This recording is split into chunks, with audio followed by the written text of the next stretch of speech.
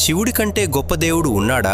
ఆ దేవుడెవరో తెలుసా? ఒకసారి శివుడు గాఢంగా ధ్యానం చేస్తుంటే పార్వతీదేవి ఒక ఆశ్చర్యకరమైన ప్రశ్న అడిగింది. మీరు దేవుడే కదండి, మీరు ధ్యానం చేయటం ఏంటి అని. అప్పుడు శివుడు ఇలా అంటాడు, నాకంటే దేవుడు ఉన్నాడు పార్వతి.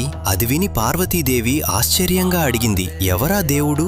అప్పుడు శివుడు ఇలా చెప్తాడు, శ్రీరామ రామ రామేతి రమే రామే మనోరమే సహస్రనామ తత్తుల్యం రామనామ వరాననే. నేను ధ్యానం చేసే దేవుడు ఎవరంటే శ్రీరామచంద్రమూర్తి. అప్పుడు పార్వతీదేవి, ఆయన మానవుడు కదా అని అంటుంది. అప్పుడు శివుడు, ఆయన మానవుడైతే నేను దేవుని ఎలా అవుతాను? అలా ఉన్నాడు. అదే పొద్దున్న 10ంటికి పట్టాభిషేకమని రాత్రి 10ంటికి వనవాసమంటే రెండిటిని సమానంగా తీసుకోగలిగినవాడు ఎవరైనా ఉంటారా ఈ సృష్టిలో పార్వతి? శివజ్ఞానం అంటే అదే కదా, శివజ్ఞానం అంటే అదే కదా. అటువంటి మహానుభావుడైన శ్రీరాముడినే నేను ఆరాధిస్తున్నాను.